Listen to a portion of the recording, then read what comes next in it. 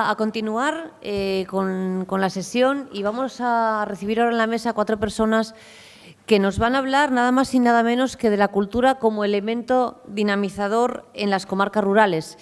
Y nos van a hablar de ello desde diferentes puntos de vista, muy variados. Yo creo que es una de las muchas cosas interesantes que tiene la composición de esta mesa, planteada de una forma muy acertada, porque cada uno de ellos va a aportar cosas radicalmente distintas, ¿no? Me atrevería a decir. Con lo cual siempre es importante contrastar y también poner en común. Les voy a ir presentando, les voy a hacer una primera presentación general y después, a medida que vayan interviniendo, les diré algo sobre cada uno de ellos. Empezando en el extremo de la mesa, tenemos a Román Benito, que es el presidente del Certamen Internacional de Fotografía y Vídeo de la Montaña, Naturaleza y Aventura, Memorial María Luisa. Para todos, el Memorial María Luisa o simplemente el Memorial, ¿no? Cuando en Asturias se dice el Memorial, ya sabemos de qué estamos hablando. Y de la calidad de las imágenes que se presentan cada año, pues no podemos decir nada más que son extraordinarias. A su lado está Gerardo Gutiérrez Romano, que es el presidente de la Asociación Cultural Yacín, de Llanes de Porrúa. Y, perdón, se han colocado. Bueno, es José Luis Villaverde, que es director. A ver, porque lo tenía al revés y ahora ya. José Luis Villaverde Amieva, que es el presidente de la Fundación Museo Etnográfico del Oriente. Y a su lado está Gerardo, como les decíamos, que es el presidente de la Asociación Cultural Yacín. Y aquí a mi derecha está Luis Felipe Fernández, bien conocido en la zona, y no solo en la zona, también en toda Asturias, porque si alguien dinamiza la cultura rural en los últimos años es él desde el punto de vista de la educación, que es tan importante. Director del Foro Comunicación y Escuela, empezó en Ibias y ahora continúa en Vegadeo. Y va a comenzar la exposición Román Benito, que tiene una presentación que nos va a enseñar y va a ser él el que abra estas sesiones. Yo quiero decir que una de las... Bueno, Román Benito es ingeniero de profesión, pero su gran pasión es la montaña, la naturaleza y Asturias. Y desde ese punto de vista consideramos a la montaña y a la naturaleza cultura pura de esta región sobre todo, y una de sus señas de identidad. Así que yo creo que lo mejor es escucharle y ver todo lo que nos va a mostrar. Adelante. Sí, muchas gracias. Buenos días. Bueno, lo primero de todo, y ya no porque Pablo lo haya hecho antes, hay que dejar de hacerlo, agradecer sobre todo a Armando por haberte acordado de nosotros e invitarnos a participar hoy aquí. Nosotros, yo desde luego no me siento legitimado ni muchísimo menos para hablar, ni dar consejos, ni recomendaciones, ni mucho menos de lo que hay que hacer en ciertos temas. Simplemente vamos a compartir nuestra experiencia, qué es lo que hicimos, cuál es nuestra visión, cómo enfocamos nosotros esta iniciativa que nació hace 33 años en Infiesto, un pueblo como Infiesto pequeño también, y cómo llegó a 100 y pico países en los que estamos ahora y bueno, a la dimensión que cogimos, ¿no? Nosotros no somos empresa privada, tampoco lo somos pública, tampoco somos administración. De alguna forma representamos a la sociedad civil. La sociedad civil significa que tenemos un poder también enorme, los ciudadanos, eso que se habla en otros países, que está muy reconocido, de hablar y de trabajar por la comunidad. Pero nosotros yo creo que somos un pequeño ejemplo de que eso sí es posible. Si es posible desde el ámbito puramente civil, pues lanzar iniciativas y proyectos pues que tengan y lleguen a alcanzar un cierto calado y que lo hagan desde pequeños pueblos, desde pequeñas villas, ¿vale? Tenemos una presentación, si me permitís me voy a poner de pie porque estoy mucho más cómodo hablando de pie y vamos viendo y acompañado por las imágenes.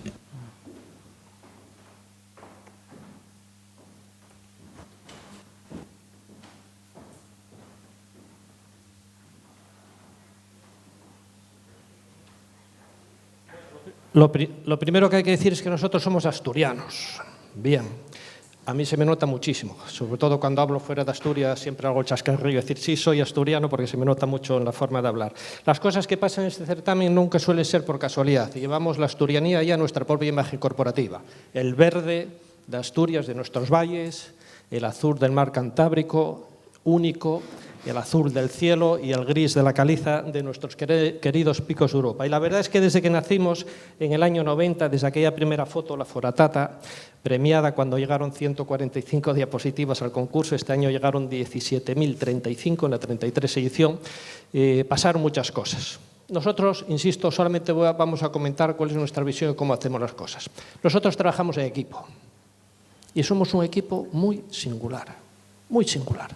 Tenemos unos puntos de unión, unos vínculos que nos unen, que nos hacen un tanto diferentes. Somos gente de montaña, todos somos gente de montaña, los que hacemos esto.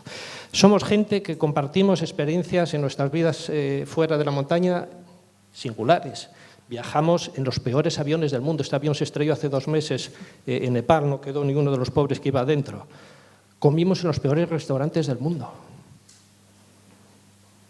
Compartimos habitación en los peores hoteles del mundo. Y todo ello lo hicimos buscando lo que a nosotros nos apasiona, que es la montaña, buscando cumbres lejanas, buscando lugares. Y lo que es posiblemente más importante, en algún momento de nuestras vidas, los que organizamos este certamen, estuvimos lo que nosotros llamamos los montañeros encordados, estuvimos atados a una cuerda. ¿Eso qué significa? Que se generan entre nosotros unos vínculos, incluso emocionales, que cuando te atas a una cuerda, cuando pones tu vida, tu seguridad en las manos de tu compañero y la vida y la seguridad de tu compañero están en tus manos, se generan unos vínculos que no se desaparecen nunca. Eso es lo que nos permite trabajar en equipo, eso es lo que nos permite pues, vivir todo tipo de situaciones, como pasa en la montaña. Cuando vamos a recoger, sí que nos dieron un premio una vez, en 33 años, sí que nos dieron un premio. El premio, además del que nos sentimos muy orgullosos, Asturianos del Mes en la Nueva España. Pues cuando vamos a recoger el premio vamos en común y cuando tenemos que trabajar otro tipo de cosas, pues las trabajamos. Aprendimos muchas cosas en estos 33 años. Una cosa importante, hay que escuchar. Hay que escuchar. Hay que abrir la mente. Nosotros empezamos como un concurso de montaña, estábamos obsesionados por la montaña, locos por la montaña, andamos todo el mundo por el mundo subiendo y bajando en montañas, pero nos dimos cuenta que sucedía una cosa, que nos estábamos perdiendo cosas, pasaban cosas extrañas en nuestro concurso, llegaban fotografías como esta. ¿Qué pasa? ¿Qué pasa? Este fotógrafo, uno de los mejores del tema del submarino, no lee las bases, no se entera. ¿Por qué pasa esto? Pusimos el radar y nos dimos cuenta de que lo que pasaba era que nos estaban pidiendo paso. Los mejores del mundo nos estaban diciendo, mandamos fotos a vuestro concurso, sabemos que no tenemos ninguna opción de ganar porque sois un concurso de montaña, pero queremos estar porque nos gusta lo que estáis haciendo. A partir de ahí empezaron a suceder cosas diferentes, abrimos la mente, empezaron a llegar trabajos impresionantes, de otras cosas diferentes a la montaña. Tuvimos que abrir la mente, tuvimos que abrir nuestra experiencia también, aprender a valorar, a premiar cosas pequeñas, aprender lo macro. Empezaron a llegar cosas más vinculadas ya casi con el arte. Hay fotografías que podrían estar colgadas en algún museo impresionista, en cualquier museo del mundo. Llegaron técnicas nuevas, seguimos escuchando y por aquí desfilan todos los años mucha gente de todo el mundo, de todo tipo, a recoger sus premios. Entre ellos, pues gente que viene y nos dice pues que ellos, además de las fotos, pues que hacen este tipo de cosas. Construyen esto que ellos llaman los heights. Esto lo tenían construido en Brasil. Un señor, creo que era de Polonia, y allí lleva a clientes desde Europa. Y esos clientes desde Europa, ¿a qué van y por qué pagan mucho dinero en ir allí? Van a hacer fotos. Se meten en un cajón de estos a hacer fotos. Y yo me pregunto muchas veces, ¿y qué pasa con las cabañas de Asturias que están cayendo todas? ¿Qué pasa con la fauna que tenemos en Asturias? ¿No podríamos hacer esto que ya las tenemos construidas? Simplemente que no se caigan, por favor, que tienen salidas.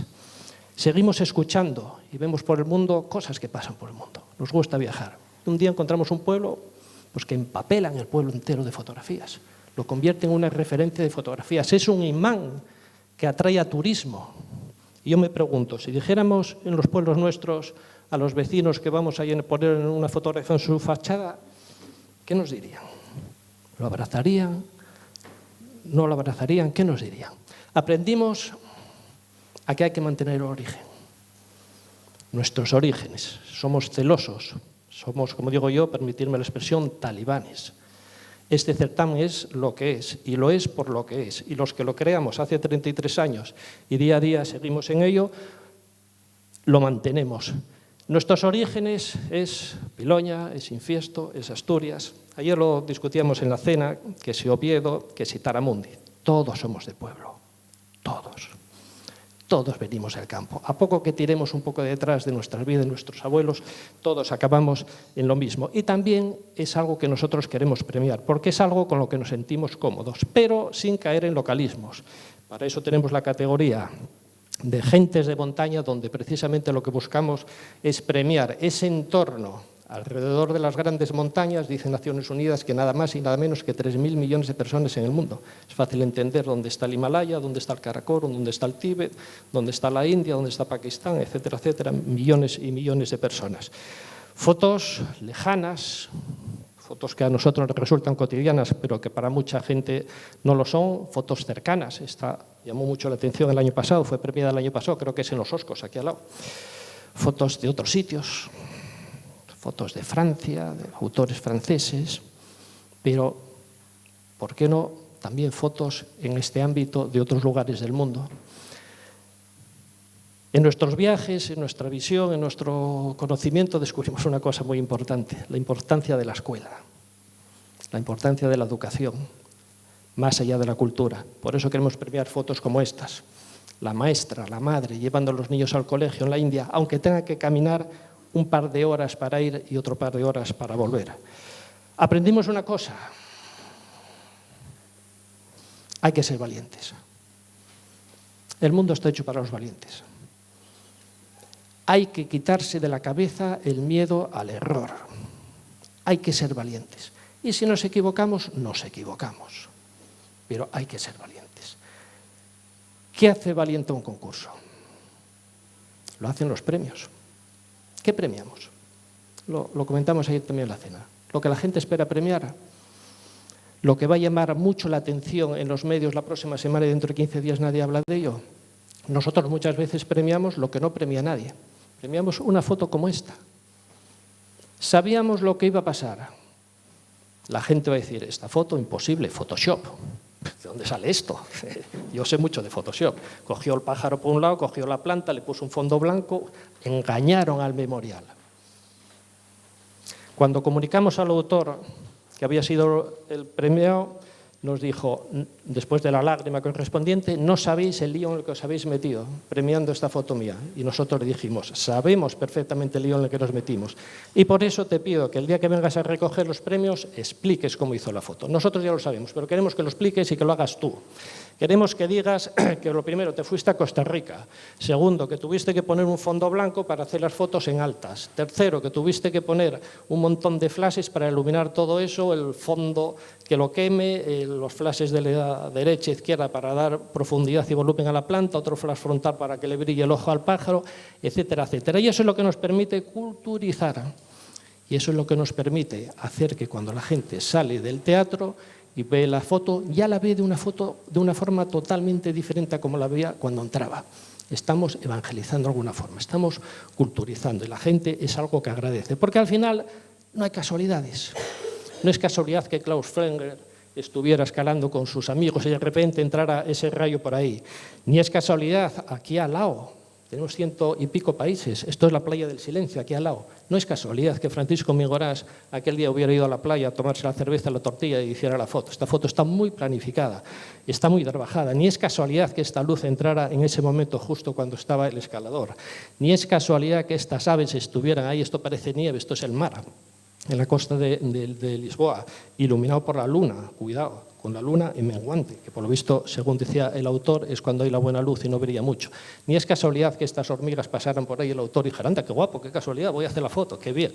No es casualidad. Detrás de todo esto lo que hay es mucho trabajo, muchas horas de trabajo, mucha planificación y muchas cosas. Otra cosa que aprendimos son decisiones que uno toma. ¿Cómo quieres pilotar esto? ¿Vamos al corto plazo o ponemos luces largas? Llevamos 33 años, en septiembre convocaremos la edición 34. Sabemos que hay que sembrar. Venimos del campo todos, insisto. Sabemos que hay que sembrar para recoger mañana. ¿Dónde está el futuro? El futuro está en los jóvenes. Y llegó un momento en que dijimos, en España ya no tenemos más autores. Hay que empezar a sembrar.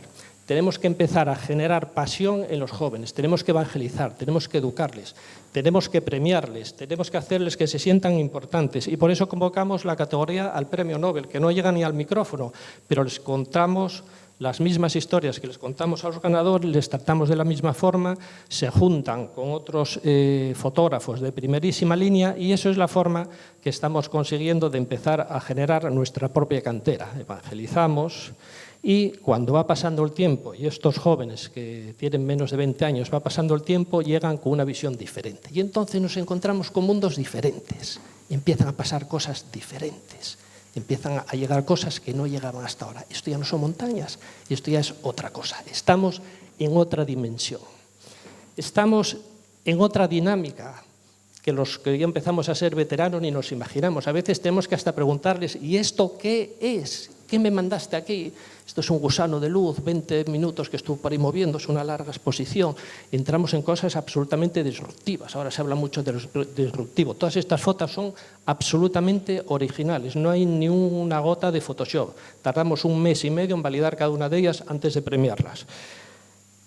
Yo mismo pasé por aquí. Esto es llegando a la cumbre del Kilimanjaro. Una huella de esas podría ser la de nosotros cuando pasamos, pero nunca se me ocurrió al Kilimanjaro llevar el equipo de escalada en hielo para escalar esos pequeños trozos de hielo que quedan. Se les ocurre a unos americanos que van y lo hacen y nos llama la atención. Ya no valen fotos nocturnas, ya no valen fotos de esquí. Pues hay gente que coge, se baja una montaña esquiando y deja la traza con la frontal de lo que tenía. Hay que bajar para subir. En fotos submarinas llegan cosas como esta. Un señor con unas tablas de aglomerado que hacen de aletas, una manguera que llega al oxígeno, según nos decían, un motor de una vieja moto, que es la que introduce el oxígeno ahí. Cosas increíbles. Ya no vale bicicleta de montaña. La bicicleta de montaña ahora es en el fondo de los ríos, porque bajan lanzándose por la colina, caen al agua, enchufan la botella de oxígeno que llevan y siguen pedaleando. Estamos en otra dimensión diferente. Las aficiones se llevan al extremo totalmente. Esta expresión a mí no me gusta especialmente, pero se usa mucho ahora. Hay que salir de la zona de confort. ¡Wow! Salir de la zona de confort. Con lo bien que nosotros estábamos con las diapositivas. Pero están pasando cosas en el mundo que hay que entender y que afectan a todos, y a los concursos de fotografía también, y al turismo rural también, y a las grandes ciudades también, y al mundo laboral también, y afectan a todos. Están pasando cosas que no pasaban en el año 90 cuando nosotros empezamos. ¿Qué está pasando? Pues que las mayores distribuciones de contenidos, María José seguro que lo sabe bien, Facebook, LinkedIn, Twitter, YouTube, Instagram, TikTok, etcétera, etcétera, no generan ni un solo contenido. Interesante. Estamos hablando que los mayores distribuidores de movimientos de personas, vamos a decir la mayor agencia de taxis del mundo, no tiene ni un coche. Estamos hablando que la mayor compañía de alojamiento de personas, Airbnb, no tiene ni una sola habitación de hotel. Estamos hablando de que el mayor distribuidor de producto, Alibaba, no tiene ni un solo producto en su stock. Estamos hablando de que hoy la gente se fía de lo que dicen desconocidos para ver dónde va a comer, lo que compra, lo que consume, TripAdvisor. Están pasando cosas curiosas en el mundo. ¿Y qué pasa en el mundo de la fotografía? Pues que tampoco bien pasaron cosas curiosas. Nosotros también sufrimos nuestra propia transformación digital que nos dio de lleno en el año 17. ¿Alguien se acuerda de esto? ¿Dónde están los ingenieros de Kodak? Los ópticos, los físicos, toda aquella gente súper brillante que consiguieron unos productos impresionantes. ¿Dónde están? No están en ningún sitio, se lo llevó por delante la transformación. Nosotros mismos tuvimos que aprender a digitalizarlo todo. Ahora, donde quiera que vamos, todos son ordenadores. Aquellas diapositivas que mirábamos a la luz y sabíamos si eran buenas o malas, ahora tuvimos que aprender a funcionar con archivos digitales, porque todo esto se ha democratizado. Ahora la gente experimenta, ahora la gente juega con todo y tiene oportunidades de todo tipo. Yo hoy os voy a contar un secreto. El nuestro, y posiblemente parte del éxito, son las experiencias, son las emociones. El mundo lo mueve hoy en día las experiencias y las emociones, y si eres capaz de llegar a las emociones de las personas, te comes el mundo. Y hay que generar experiencias. Nuestros concursantes no mandan fotos a ver si ganan. Nuestros concursantes vienen aquí a vivir experiencias y eso es algo muy importante. Y en los pueblos y en los núcleos de turismo rural y en Taramundi, que estábamos ayer. Ese es un lugar donde se pueden vivir cientos de experiencias por gente que está en otras dinámicas diferentes y que descubre todas estas cosas. Y experiencias es pues que damos un premio a una fotografía donde salía un señor cruzando dos edificios, creo que era en México, y el mismo día que le recibimos le decimos, oye, por cierto, ¿por qué no ponemos una cuerda del Ayuntamiento de Piloña con la iglesia y cruzáis por aquí mañana? Y la gente se ríe, ja, ja, ja, ja, ja, ja, ja. Pero a los 2 minutos estamos hablando con el alcalde de Piloña y con el cura. Y al día siguiente estaba la cuerda puesta y vivieron la experiencia. Y el pueblo vivió la experiencia de decir, ¿pero qué está pasando aquí con estos del memorial? Que ahora está pasando un tío por encima de las fotos de la exposición. Y las experiencias llegan pues, a todos los sitios. Este señor decía que quería ver cómo era el estado de la sidra, se lo explicamos cómo era lo de escanciar, pero o problemas de idioma o que no llegamos a ello, nos dijimos que lo de la sidra era escanciar y tomárselo sin parar, pero que era solamente un poco así. El pobre hombre se tomó 2 vasos enteros, que menos mal que lo hizo después de cruzar por la cuerda, que si lo iba a hacer antes no llegaba, seguro, se nos habría caído. Las experiencias pues, es traer amigos, a gente que sabe mucho de contar historias para que lo comparta. Las experiencias es empezar por cosas básicas, alojamientos. El alojamiento es una experiencia en sí mismo.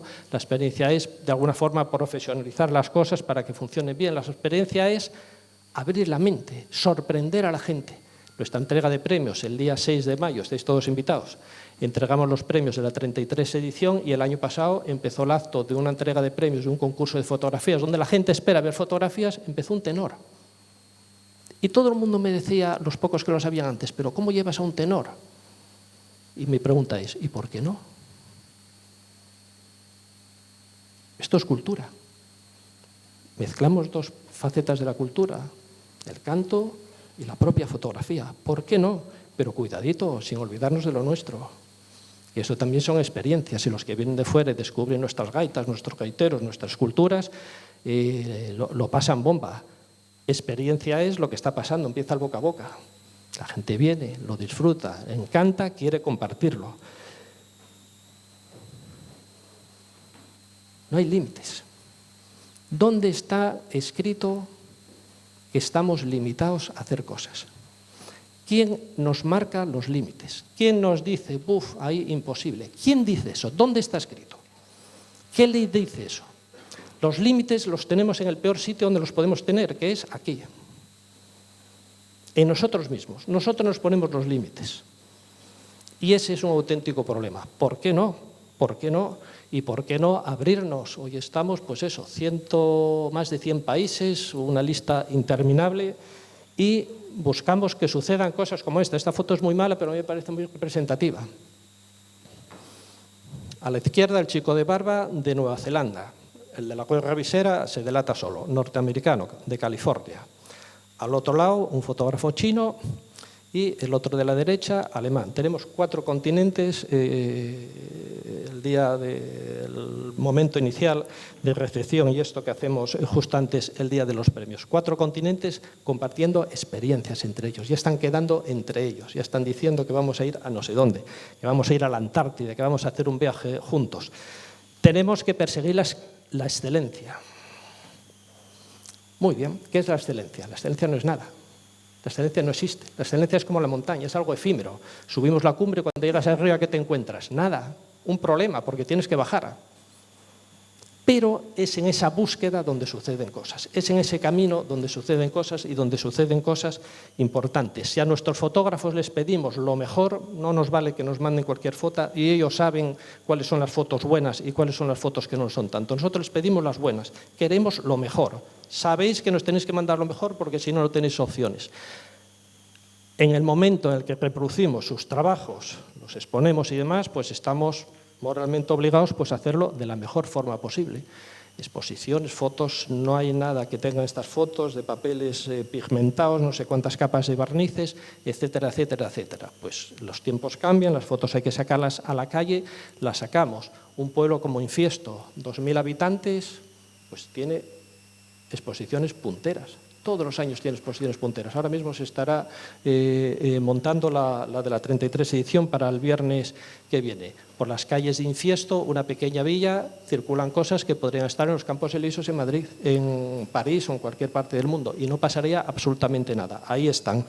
Experiencias es dar a conocer, lo comentábamos también, creo que ayer, los medios de comunicación, pero los protagonistas son ellos, no somos nosotros. Y estas cosas hacen que pasen cosas muy importantes. Joan Lee, creo que se llamaba este autor, fue el ganador de la edición de hace unos 10 años. En esta entrevista a Onda Cero, este señor delató lo que había pasado. Dejó su trabajo por culpa del memorial. Profesor de Economía de la Universidad de Roma, apasionado de la fotografía. En su cabeza estaba si se dedicaba no 100% o no a la fotografía. Ahí se lo contó Arturo Tellez, el memorial me dio el empujón que necesitaba. Pidió la baja, un año sabático, las cosas le fueron bien y ahora se dedica 100% al mundo de la fotografía. La excelencia, la cultura está en perpetuar las cosas. El legado que nosotros vamos a dejar pues es, además de lo que hayamos podido generar en los fotógrafos, pues las fotos, los libros que editamos todos los años, color, en inglés, español, con varias cosas, etc. Y esto es algo que el público, los fotógrafos y demás, pues lo agradecen una barbaridad. Llegamos a una conclusión, creo que también lo hablamos ayer. Hay que pedir ayuda, pero también tenemos que dar ayuda. A mí me gusta mucho todo esto de lo aeroespacial y todas estas cosas, y yo como reflexión me hago una pregunta. Esto es creo que es el Curiosity, creo que está en Marte. Este bicho lo pusieron en Marte, anda por ahí, hace una perforación, coge una muestra, analiza, manda el resultado a la Tierra, impresionante. Y yo me hago una pregunta, ¿y esto quién lo hizo?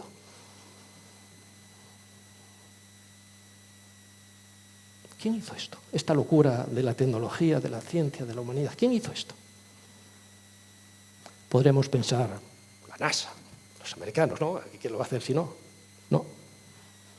¿Dónde está la bandera? Por aquí, de los Estados Unidos, que seguro que la tendrían si fuera de ellos. No. Entonces vuelvo a hacer la pregunta, ¿esto quién lo hizo? Esto lo hizo la colaboración. Lo hizo Estados Unidos, lo hizo Alemania, lo hizo Japón, creo que España tuvo una parte, porque hay proyectos que son tan ambiciosos que nadie por sí mismo puede hacerlo. Tenemos que acostumbrarnos a trabajar de forma colaborativa. Y eso es lo que nosotros hacemos, pedir ayuda. Los asturianos somos más de dar ayuda que de pedirla, pero tenemos que hacer las dos cosas. Nosotros estamos muy contentos, muy agradecidos al Ayuntamiento de Piloña, al Gobierno del Principado de Asturias, que nos ayuda, a Fotourbano, que vienen desde Palma de Mallorca, a Ordún también desde Asturias, pero en un modelo de colaboración que también es singular, porque no es una colaboración al uso, que muchas veces los que estamos en asociaciones no sabemos gestionarlo porque pedimos y una vez que nos dan nos olvidamos de ellos. Esto es un modelo de colaboración. Pedimos ayuda, damos ayuda. Cuando ellos necesitan algo de nosotros en los que lo podemos ayudar, lo hacemos perfectamente y encantados, como puede ser el caso. En el caso de Cajastur, pues esto creo que era, además, creo que era en Agropec, la Feria del Campo de Gijón, pues dar una charla o lo que sea para empresarios. Estamos encantados cuando se organiza un ateneo cultural, alguno de nuestros socios lo organiza, pues encantados en ayudarles. Cuando el Gobierno del Principado de Asturias organiza Fitur todos los años y desde el Ayuntamiento de Piloña pues nos pide colaboración para ir a contar nuestra experiencia de cómo hicimos las cosas, pues encantados en ir a hacerlo. Y esto va de colaborar y de aportar cada uno lo que mejor puede hacer. Esto va de trabajar en modo sextaferia. Cada uno pone lo que sabe y lo que puede hacer por el bien de la comunidad. Y ya termino. Y podríamos pensar si todo esto tiene futuro o no tiene futuro. La fotografía tiene futuro, el turismo tiene futuro, el medio rural tiene futuro. Nosotros creemos que esto tiene mucho futuro, mucho futuro. Lo primero, debería de tenerlo porque desgraciadamente en nuestro planeta hay especies que están desapareciendo. Yo esta la doy por desaparecida y lo que va a quedar para las generaciones que vienen va a ser precisamente las imágenes, para que nuestros nietos pues sepan de un urogallo pues lo que vean en una imagen. Por otro lado, lo que la inteligencia artificial, lo que toda esta locura tecnológica en la que estamos ahora mismo posiblemente no sea capaz de suplantar nunca, pues es ese punto de creatividad que tenemos las personas. Y por otro lado, La fotografía hace algo importante. Esta es la única foto que no es nuestra. Ya lo hizo en su momento, que fue poner al planeta, a los humanos, a las personas en nuestro sitio. Y nos puso a nuestro sitio ya en el universo. Esta es la primera fotografía del planeta Tierra, por ahí andará Asturias, vista desde la Luna. Nos puso en nuestro sitio en el universo. Y con ello termino. Podríamos pensar si el futuro también de Asturias tiene algún futuro. Nosotros creemos totalmente en él. Asturias tenemos una materia prima impresionante. No tenemos una Asturias, tenemos 4 Asturias. Cuidado, que esto es algo que parece una tontería, pero ya no se puede decir en todos los sitios. Tenemos las 4 versiones de Asturias, la de la primavera, la del verano, la del otoño e invierno. Eso es algo como el urogallo en vías de extinción. Tenemos todos los ingredientes, lo que nos falta es poder cocinarlos, poder ponerlos en algunas ocasiones muy en valor y empezar a pensar y a trabajar posiblemente de otra forma y ir hacia un futuro mejor para los que estamos aquí, para los que quieran venir y para los que quieran descubrir nuestro fantástico territorio. Vale, con ello termino. Esto da para hablar 3 semanas, pero me pidieron 30 minutos como mucho y creo que ni llegamos a ellos.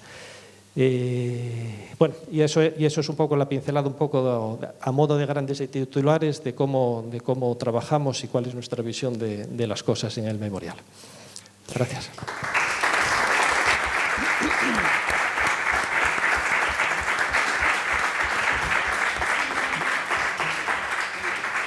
Bueno, muchas gracias, Román, Benito. Yo creo que nos ha quedado a todos muy claro que si algo hay en el Memorial María Luisa es pasión y amor por todo lo que hacéis, y eso se nota. Enhorabuena. Vamos a seguir con las intervenciones de esta mesa y vamos a recibir en este momento a José Luis Villaverde, Amieva, que es el presidente de la Fundación Museo Etnográfico del Oriente. José Luis Villaverde es de Posada de Llanes, vecino de Porrúa, licenciado en Derecho y ha sido funcionario del Principado de Asturias, en el Cuerpo Superior de Administradores.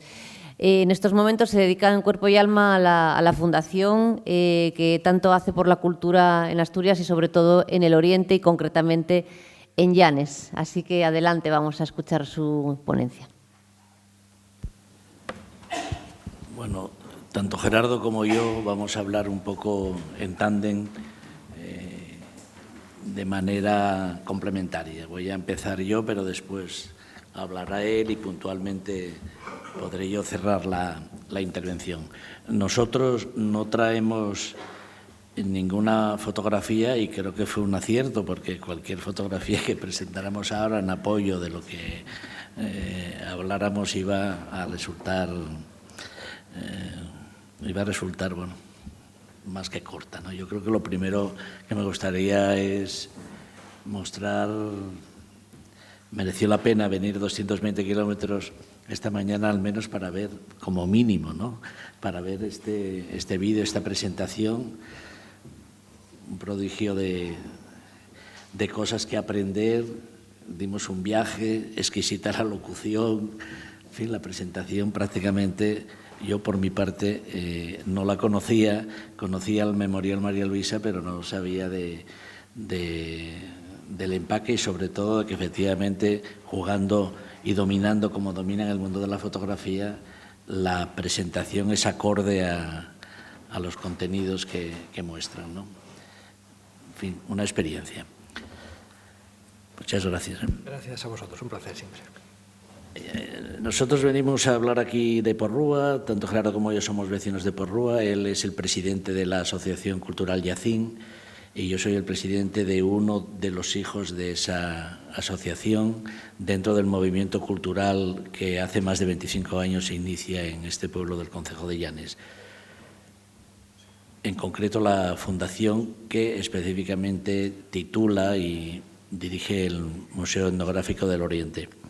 Porrúa es un pueblo pequeño, es un pueblo de 400 habitantes, situado justo en el centro geográfico de Llanes, de ese concejo que es alargado, que tiene el mayor en kilómetros de costa de Asturias, y es un pueblo que históricamente se caracterizó por una suerte de endogamia, pero de un tamaño que permitía que también otros valores afloraran, ¿no? Porrúa no se explica sin explicar la situación en que se encuentra. Es una parroquia que creemos antes del siglo XIII se independiza de los territorios del monasterio de Celorio. El monasterio de Celorio hay un encaje en la Marina Llanisca entre lo que es la villa de Llanes, fueron del siglo XIII, y la parroquia de Valdellera, también existente seguramente en un momento indeterminado entre la Alta y la Baja Edad Media. Porrúa se constituyó como una comunidad agroganadera que lucha por la independencia dentro de ese marco histórico del monasterio de Celorio que se había fundado en el siglo XI, ¿no? Yo creo que este hecho va a marcar que permanentemente esté reivindicando su personalidad y, sobre todo, hay un hecho determinante que se pierde en la noche de los tiempos, y es frente al terrazgo que detentaba el monasterio y los lugares de labranza del monasterio, Porrúa, que tuvo una ganadería fundamentalmente lanar, ¿no?, de la que obtenía carne, leche y lana, muy importante la lana, lucha por su reivindicación y sobre todo lo que lucha es por instalarse en un medio en que ya él era más propio, es frente a los territorios de día del monasterio, lucha por reivindicar el monte comunal e instalar su ganadería en el monte comunal. Esta situación tiene incluso supervivencia de hoy en un dato. Se instala en la Sierra de Cuera, en una franja de la Sierra de Cuera, que cuando llega el momento histórico de delimitar los concejos, resulta que el concejo de Cabrales reivindica un territorio, fija los límites entre Llanes y Cabrales en determinado punto, pero coge a las brañas, una braña de Porrúa muy importante, en el centro, la más importante de lo que es el puerto de Cuera, es un puerto calizo, escaso de agua, pero de una gran calidad de pasto. Y pervive hasta hoy el hecho de que haya una servidumbre de pastos en territorio ajeno, que solamente el pueblo de Parres, los pueblos de Parres y Porrúa, Parres es uno lindante con Porrúa, tienen derechos de pastos en ese territorio ajeno. Y además se da la figura no solo de una servidumbre de pastos, aquí hay algún jurídico que lo comprenderá perfectamente, además de esa servidumbre de pastos hay una mancomunidad entre las brañas privativas de ello, pero todo en terreno ajeno. Esta lucha pues pervive, se fija más o menos en el siglo XVI y conforma un poco esta personalidad de Porrúa, ¿no? Era una personalidad que tenía un hábitat físico de casas y eso muy pobre, vivían en función de esa doble estancia que había, un poco al estilo vaqueiro, esa doble estancia que había en un primer nivel a una zona del valle y en un segundo nivel a la braña alta del puerto, que se configura un poco como las brañas altas de Cabrales también, y esta lucha por el entorno, esta lucha por la pervivencia, esta lucha permanente con los vecinos por mantener los derechos de pastos, pues la configura de una manera peculiar. Aparentemente con una fama de rudeza, de gente exclusivamente dedicada a la ganadería, pero lo cierto es que a finales del siglo XVIII y XIX empieza un fenómeno y es el campo se empieza a deshabitar, hay una fuerte emigración, primero a Andalucía, después a América, Cuba, después América, México, incluso Europa e incluso la emigración porruana llega hasta la posguerra, en que hay un movimiento muy, muy fuerte que ahora tiene sus consecuencias a Venezuela. Ahora se está produciendo un cierto retorno de los segundos y las terceras generaciones de Venezuela que por el problema político retorna a Llanes, se ve bien en Llanes y se ve también específicamente en Porrúa. En el siglo XX hay una inmensa transformación ganadera y un abandono del monte, pero pervive un poco, se mecaniza, pero pervive un poco el sistema de montes y se adapta, decae el ovino, ahora con la puntilla del lobo, y continúa de alguna manera retransformándose el tema del bovino a través de la raza asturiana de la montaña. Respecto al tema organizativo, Porrúa es un pueblo que tenía muchísima conciencia del sistema organizativo a través del concejo público que rige un poco todas estas luchas y que imprime carácter a que todas las decisiones de todo tipo se manejan a través del concejo público, que sigue con una gran viveza. Esto por un lado. Por otro lado, la parroquia, la iglesia, el curato de Porrúa, independiente del monasterio de Celorio, Por contra, acaba siendo una parroquia muy cotizada en términos eclesiásticos porque tenía muchos ingresos. Los diezmos y primicias históricamente, hasta que existen en el siglo XIX, pues el cura de Porruá los percibía a todos. No eran como las parroquias colindantes en que llevaba una parte la iglesia de Llanes, otra parte el monasterio de Celorio, otra parte el obispado, todo este tejemaneje complejo de la iglesia. En Porruá es de las pocas que en aquella zona la integridad de los diezmos y primicias los lleva el cura. Y además la presentación, en lugar de ser del obispo, del abad, de alguna otra institución similar o orden religiosa, es de presentación del pueblo.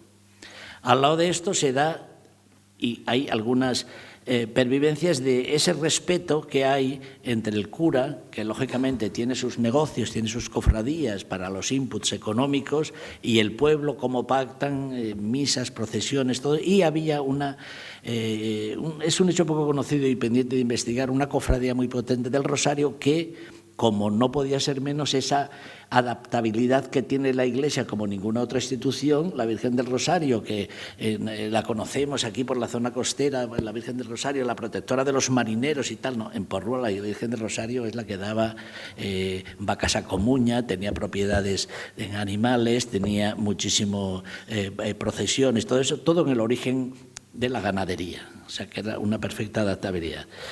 Y en estas llegamos a todo el movimiento, todo el sistema que quiebra de la explotación del monte, de los comunales, con la mecanización, dije, y cómo a fines del 19, a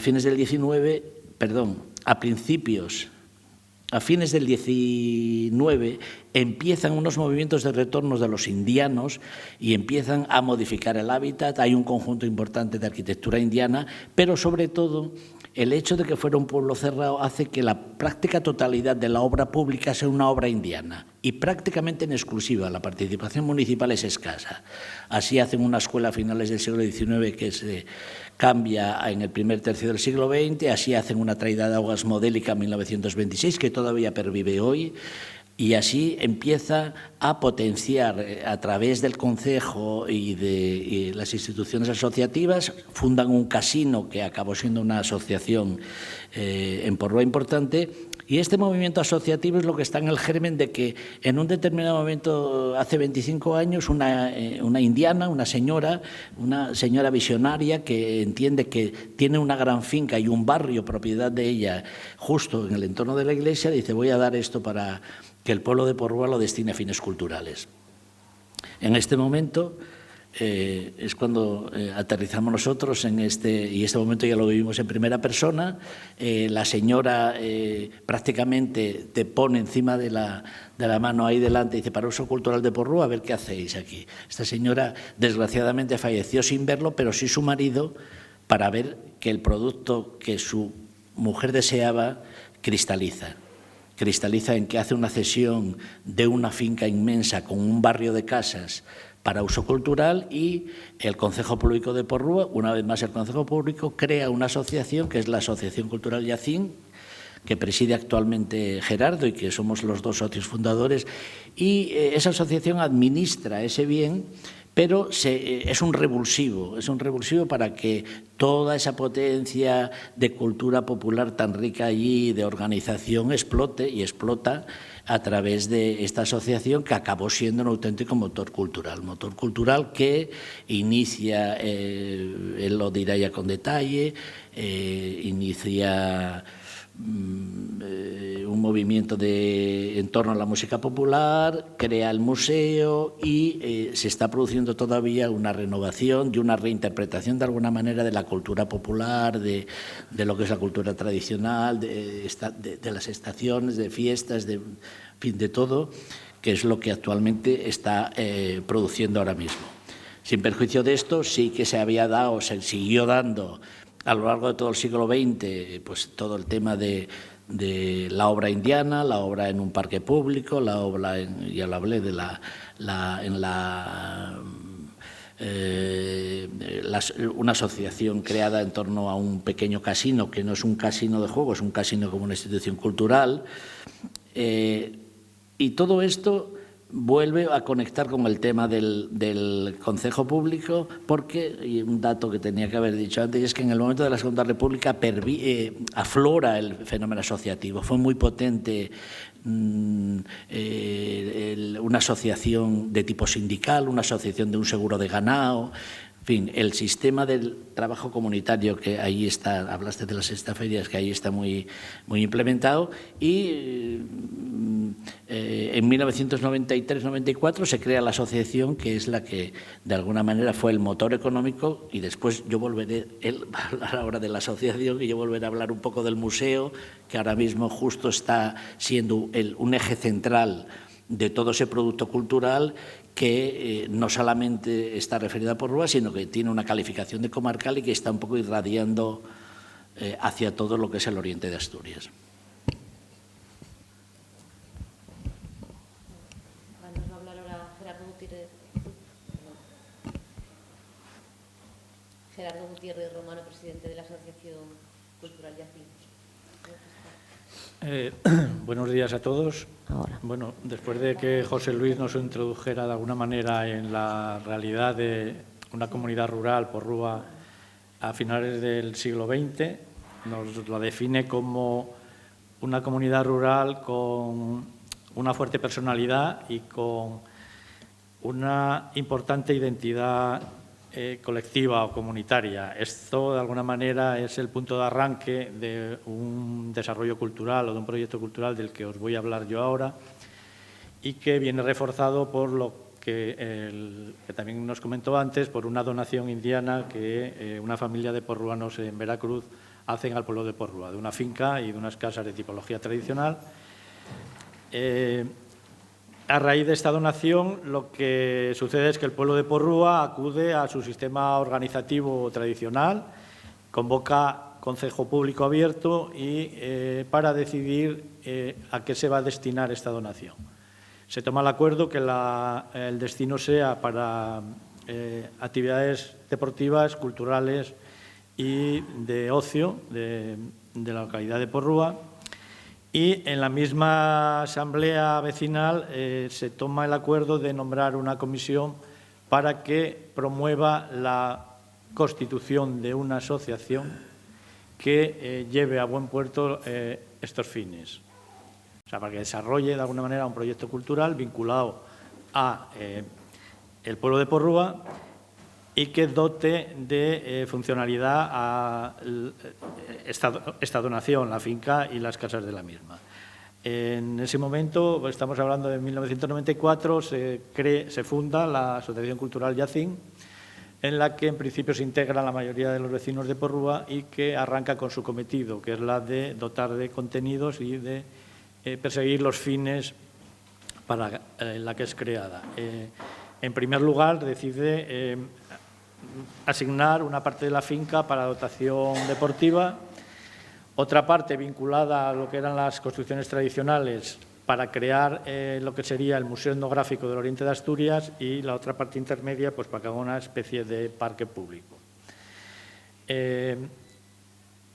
La asociación arranca con sus actividades con, digamos, el primer enunciado, que es el de perseguir la creación de este museo etnográfico.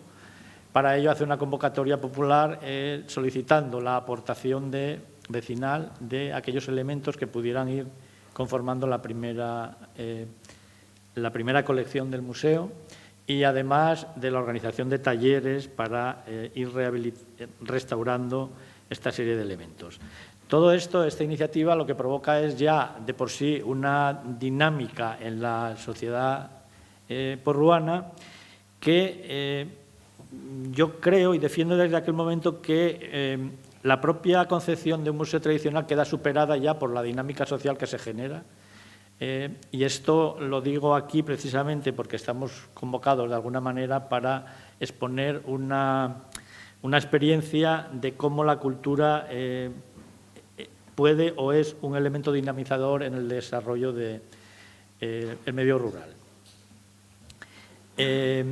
vuelvo otra vez, en este momento lo que experimentamos es que la propia iniciativa ya genera un dinamismo en la propia sociedad rural que la asociación o la directiva de la Asociación Cultural de Alcín trata de cauzar, y en ese momento empieza a abrir el abanico de sus actuaciones, cogiendo como eje central temático la cuestión de los elementos tradicionales de la cultura.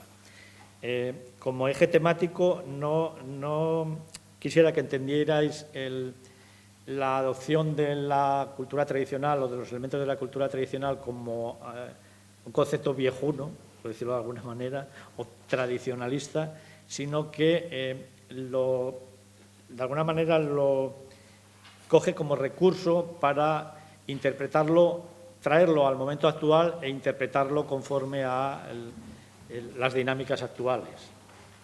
En ese sentido, se arranca con la creación de una escuela de música tradicional donde se imparten distintos instrumentos tradicionales, gaita, percusión, pandereta, panderos, acordeón, violín tradicional, además de lenguaje musical, baile tradicional y folclore.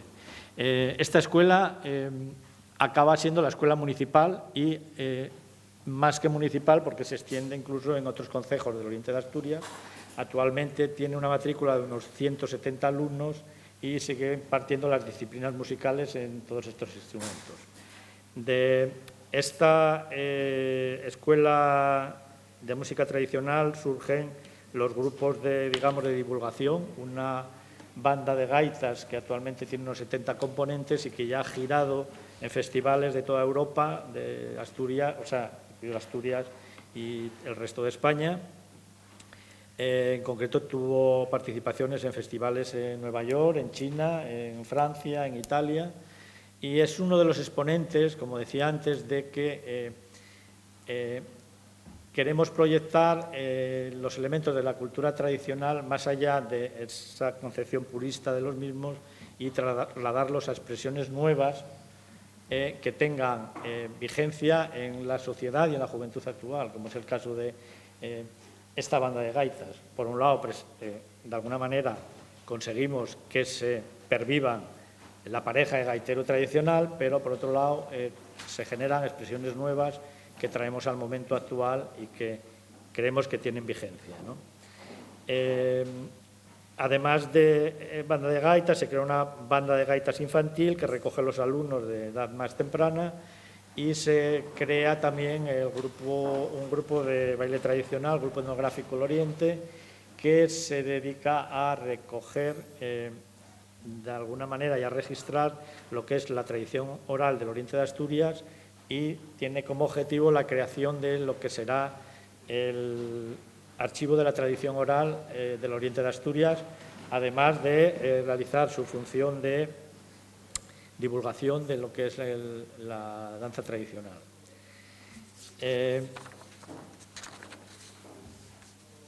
Además, la asociación promueve la celebración de una romería de tipo tradicional en las dependencias del museo, en la finca del museo, donde convoca a un día de convivencia a todos los asociados, a los colaboradores, a los vecinos y de alguna manera donde también se convive y se participa de todas las manifestaciones de la música tradicional y de la danza tradicional. Además, se funda ya hace 25 años lo que es el Mercado Tradicional de Porrúa, que acabó siendo una de las mayores manifestaciones festivas del Oriente de Asturias o del verano del Oriente de Asturias y, además, una de las principales fuentes de financiación de toda la organización cultural o todo el movimiento cultural de Porrúa, lo mismo asociación que fundación.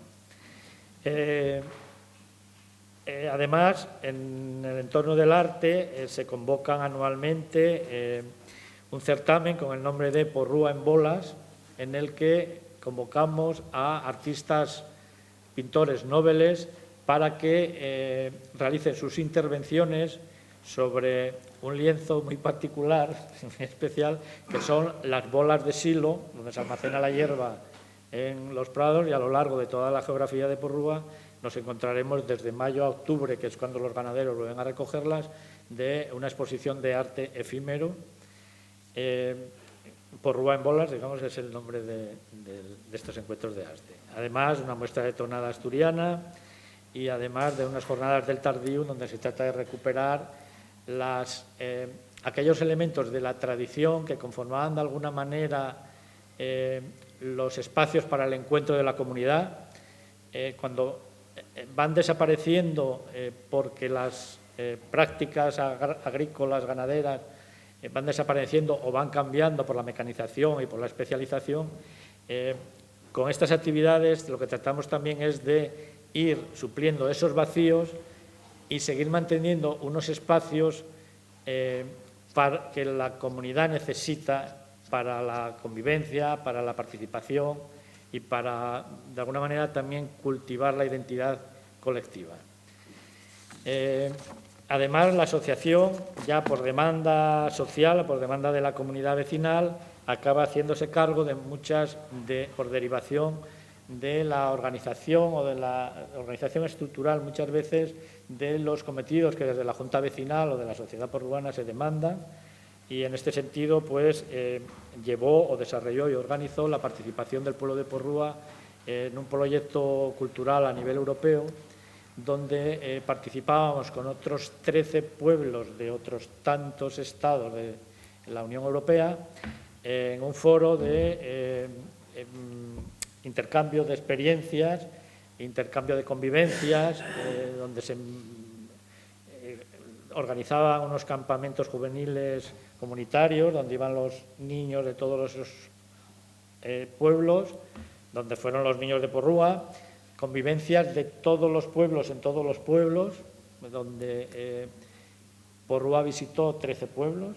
De hecho, el vecindario de Porrúa, unas 400 personas, llegamos a evaluar que unas 250 personas habían conocido por lo menos 5 o 6 pueblos europeos.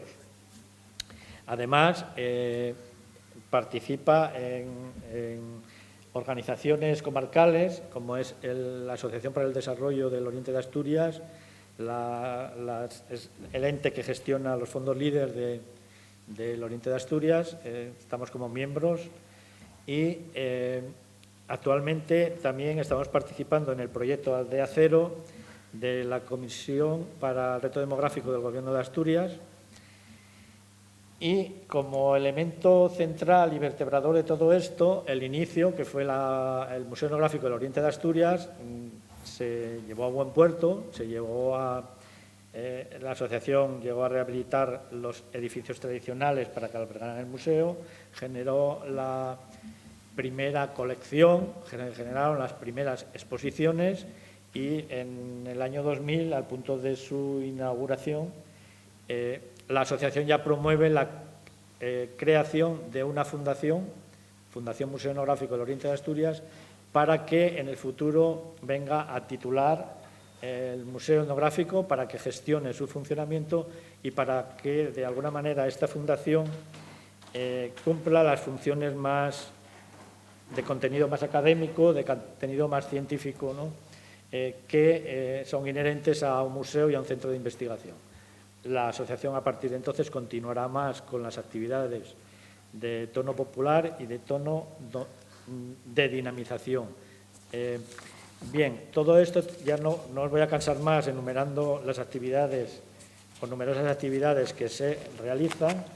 Lo que sí es que la asociación termina configurando un programa de adaptaciones anual muy denso que se desarrolla en la localidad de Porrúa y que ya trasciende muchas de sus actividades a la propia localidad, y que como fin principal o como objetivo principal, y un poco lo traigo a colación por el título de esta charla, concluimos que lo importante de todo ello, de la asociación, de la fundación y de en conjunto el movimiento cultural que se desarrolló en Porrúa durante estos últimos 30 años, lo importante es que le sirvió a una comunidad rural para llegar al siglo XXI manteniendo su identidad colectiva, que es lo que entendemos que está faltando ahora mismo en el medio rural, porque sí que pueden faltar infraestructuras, puede faltar tecnología,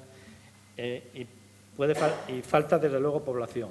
Pero lo que se les está escapando a los políticos es que lo que realmente falta y va a faltar es seguir manteniendo los procesos y las estructuras socioculturales en el medio rural, porque sin ellas va a desaparecer la comunidad rural y sin la comunidad rural no hay medio rural.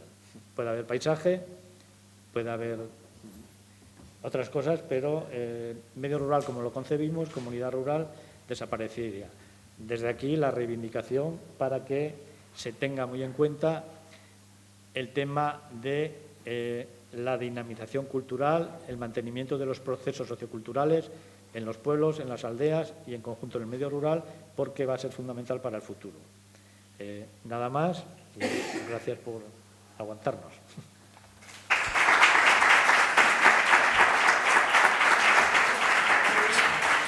Pues muchas gracias, Gerardo. Sí. Va a continuar Es José que Luis. Perfecto, muy le voy bien. a dar la palabra a José Luis porque él sí que os va a terminar Estupendo. explicando un poco ya la funcionalidad del Museo Etnográfico de la Fundación. Y telegráficamente, porque de alguna manera entre los dos ya dijimos todo.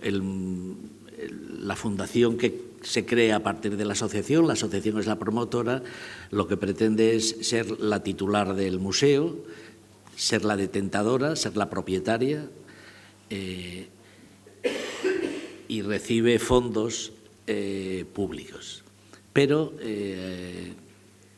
desde el principio nos hicimos un firme propósito que estamos cumpliendo en los 23 años de vida, y es que los fondos públicos no sobrepasen nunca el 50% de lo que es el presupuesto del museo. El museo tiene fondos privados, entre ellos la propia asociación, y iniciamos una labor de micromecenazgo que está dando buenos resultados y que nos permite en este año pasar a una segunda etapa. Después de 22 años, el museo, que es un museo que se crea en el año 2000 y que tiene una serie de salas, tiene una vivienda que es la muestra de lo que es una vivienda tradicional de principios del siglo XIX, mediados del siglo XIX, y después tiene salas temáticas dedicadas al barro, al queso, a la indumentaria, tan importante en el concejo de Llanes,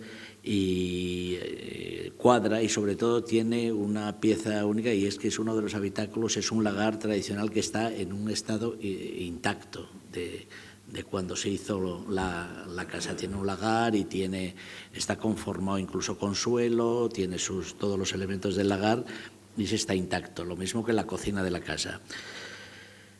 El museo ahora mismo, a través de una cierta estabilidad económica y del tema del micromecenazgo, de un acopio de dinero que esperamos consolidar y que ya prácticamente está en vías de consolidar, nos permite que este año tengamos una dirección técnica profesionalizada, que significa que de alguna manera vamos a iniciar una segunda etapa. O sea que parece que sufrimos algunos problemas económicos como consecuencia de la financiación pública, pero yo creo que estamos entrando en una fase de estabilidad. Nos financia el Principado y el Ayuntamiento de Llanes a partes iguales, en menos de la mitad, ya digo, esto me interesa recalcarlo, pero bueno, yo creo que se nos abren perspectivas de futuro y el museo inicia una segunda fase. Hay que decir también que en el museo, la propia finca del museo, además del museo y de una pista deportiva que está contigua a la escuela, que sirve para juegos, sobre todo para los niños, tenemos allí la sede de un CRA, de un centro rural agrupado. La escuela de Porrúa mixta tiene unos 35 alumnos, que no es poco. Somos un pueblo de 400 habitantes que, matizando algo que dijo Gerardo, mantiene un tono de equilibrio demográfico desde la década de los 90.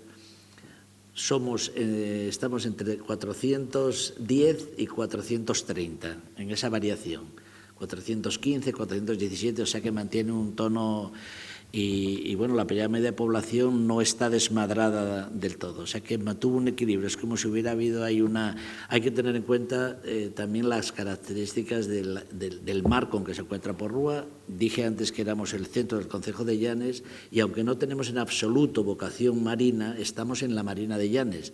Porrúa dista de la costa de Celorio-Po 3 kilómetros en línea recta, pero lógicamente nosotros no estamos mirando el mar Cantábrico, sufrimos el nordeste porque estamos un poco en un alto, pero miramos sobre todo al monte, a las zonas de invernada de la ganadería, a lo que es el bosque de Mañanga, etcétera, etcétera.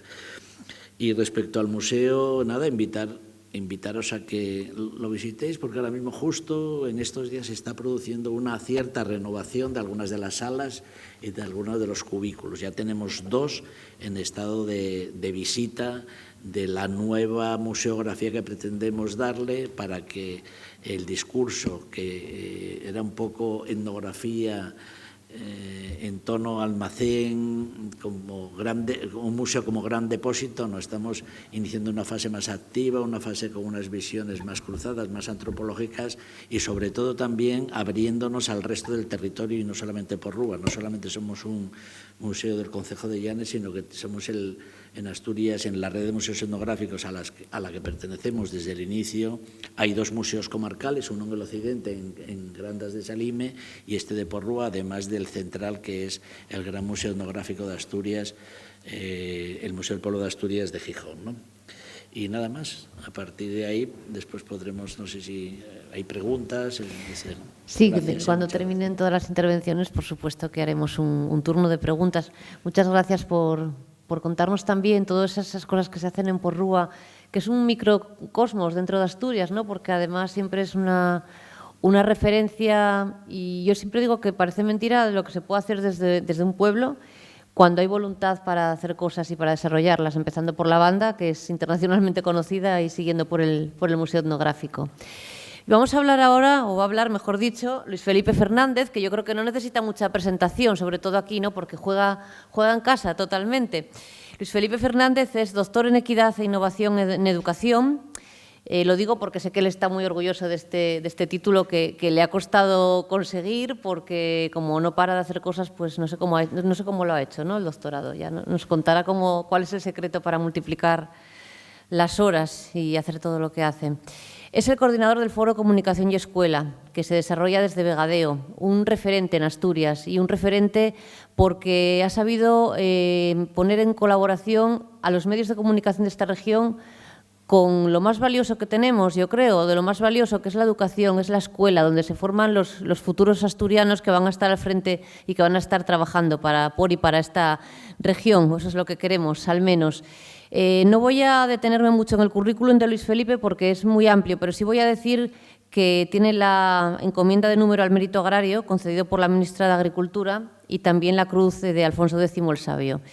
Es hijo predilecto de Castropol y también hijo adoptivo de Ibias, así que me parece que ya con eso les digo bastante. Adelante, Luis Felipe, cuéntanos qué es el Foro Comunicación y Escuela.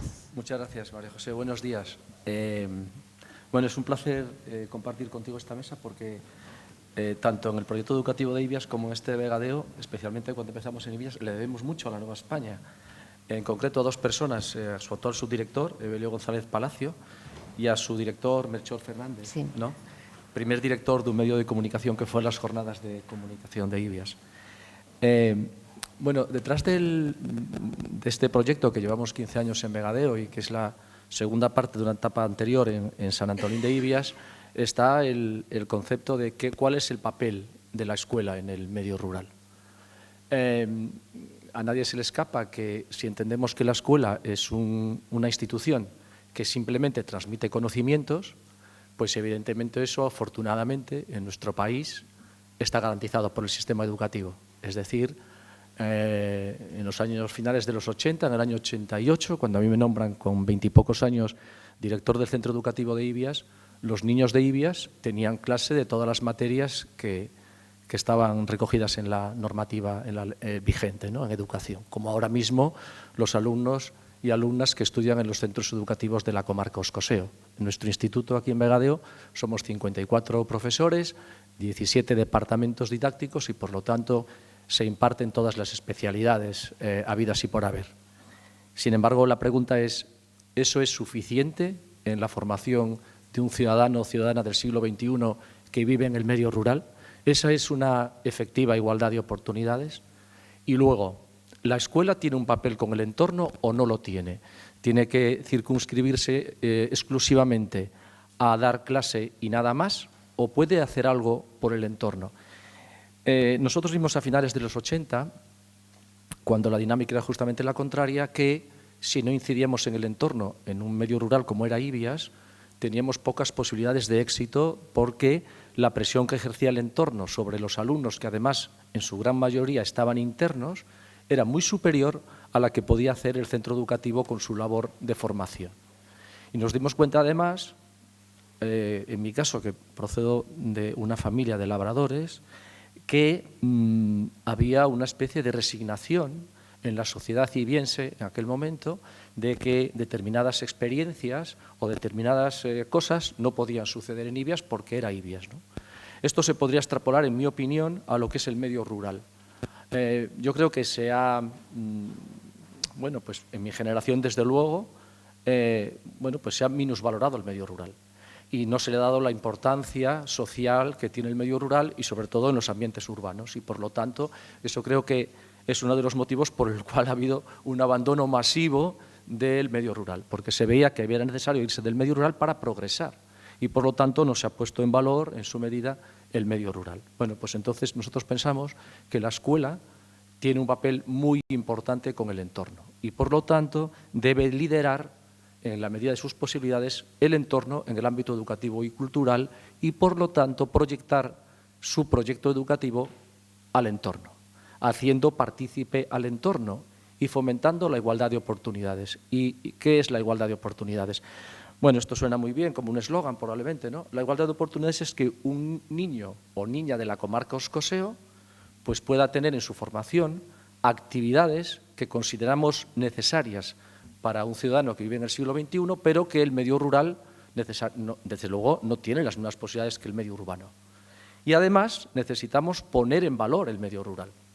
Tenemos que concienciar a la sociedad asturiana y española de que el medio rural tiene los mismos derechos que el medio urbano y que los ciudadanos del medio rural no tienen que renunciar a nada por vivir en un pueblo y que las oportunidades y las cuestiones que tienen que suceder en un pueblo pues tienen que ser en igualdad de condiciones que los medios urbanos. Y lo que hemos hecho tanto en Ibias como ahora en Vegadeo desde hace 15 años es establecer un proyecto educativo que tiene como objetivo es vincular a la escuela con el entorno y al entorno con la escuela y hacer posible que los jóvenes que se forman en los centros educativos de la comarca se den cuenta de la importancia de su territorio, del valor que tiene su territorio, que necesitan formarse y tener proyectos, una formación sólida, pero que pueden desarrollar proyectos de vida importantes en su propio territorio.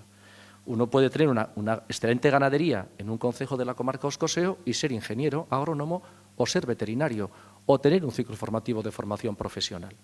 Y por otro lado, pensamos también que es necesario concienciar a que el medio rural es muy importante para esta región y que si desaparece el medio rural es que desaparecerá un poco, tomando la idea de lo que decía el presidente de la Asociación Cultural Yacín, desaparecerá también el paisaje.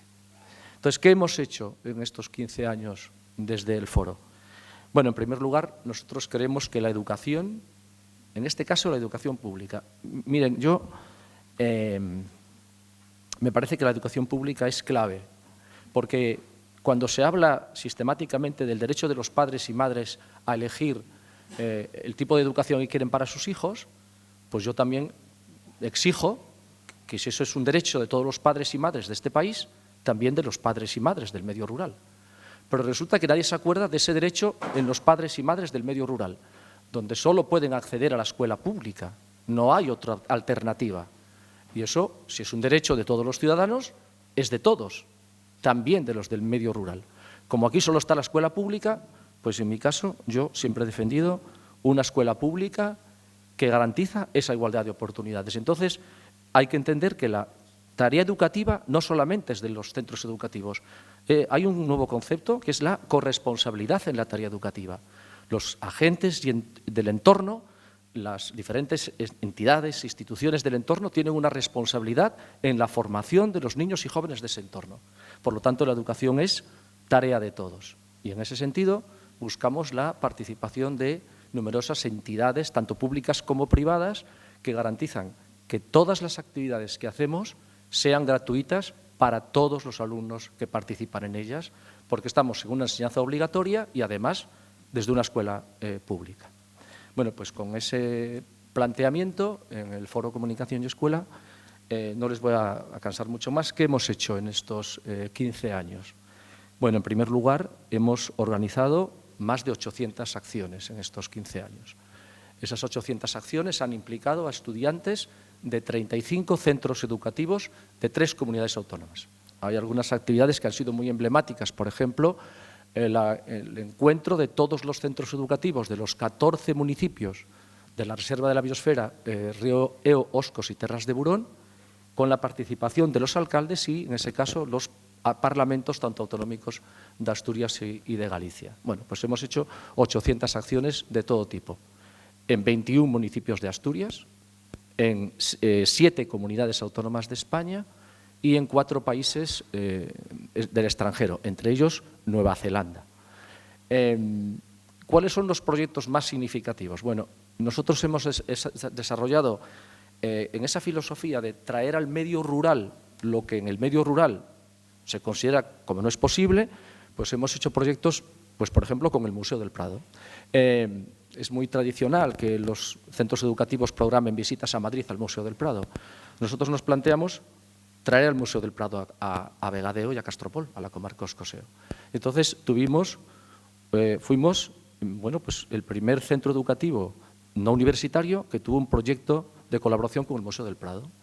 Hicimos que aquí hubiese varias exposiciones del Museo del Prado, una pionera en España, que fue con el motivo antes del Bicentenario, el Prado en la calle, y aquí estuvo pues, desde el director del Museo del Prado al Departamento de Conservación, la vicepresidenta del Patronato.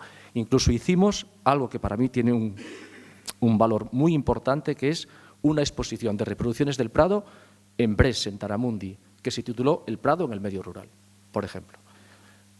Como en educación primaria, por ejemplo, se estudian los medios de transporte y, lógicamente, en ciencias sociales todos los alumnos de primaria estudian el transporte aéreo, el transporte marítimo, etcétera, pero nosotros siempre damos un paso más allá en las propuestas que hacemos, ¿no? Entonces, diseñamos un proyecto con el Aeropuerto de Asturias y también con la Escuela Naval Militar de Marín para que, una vez que los niños, por ejemplo, estudian la aviación como medio de transporte, pues organizamos un coloquio sobre el transporte aéreo en el que traemos asiduamente al director del aeropuerto, al responsable de una torre de control, un piloto de aviación comercial, y luego hemos conseguido involucrar a las compañías aéreas Vueling y Volotea y damos un paso más, que es Conoce un monumento de España volando, dirigido a niños y niñas que no han volado nunca. En este caso estamos ya cerca de 300 escolares de la comarca que han hecho esta actividad, ¿no? Otra de las actividades que hemos hecho es con la Real Academia Española. Bueno, pues otro de los lugares que se habla muchísimo de visitar la Real Academia cuando se va a Madrid. Bueno, pues lo que hicimos fue traer aquí en varias ocasiones a varios directores de la Real Academia Española para que pues pudieran dar una conferencia a los alumnos, no solamente de nuestro instituto, sino todos los institutos del occidente de Asturias, ¿no? Y luego, nos preocupa mucho la proyección del territorio. Una de las conclusiones de mi tesis doctoral es que en los 1000 y pico personas que hemos encuestado de la comarca en esa investigación, pues una de las cosas que más se resalta es la proyección del territorio. En estos 15 años, bueno, estamos ahora con la 15ª edición, el foro ha generado 1.120 noticias de prensa escrita referenciadas, publicadas en 12 periódicos de España. Eso quiere decir que cada 4 días, entre 2009 y hoy, un medio de comunicación de prensa escrita ha publicado una noticia sobre las actividades del foro en la comarca Oscoseo. Y esto hay empresas que se dedican a esto, que se puede establecer el valor económico de esta proyección en los medios de comunicación, ¿no? Pero es que además, en este periodo, desde la comarca Oscoseo, varias cadenas de radio, 20 porque se han emitido 20 programas en directo en el marco del Foro Comunicación y Escuela. O se ha conseguido que han estado presentes las principales instituciones del Estado, el Congreso y el Senado. Los presidentes del Congreso han venido varias veces, presidentes del Senado, este año volverán 3 presidentes del antiguo, o sea, la actual presidenta, la anterior y el presidente del Senado del año 2011, ¿no? Y, evidentemente, la proyección del territorio y poner en valor lo que se hace en el medio rural, pues es muy importante porque aumenta claramente la autoestima de los ciudadanos y pone a la sociedad rural en la sociedad urbana. En este caso, lo que nosotros hablamos es la sociedad civil asturiana y española. Como conclusión, un poco, yo creo que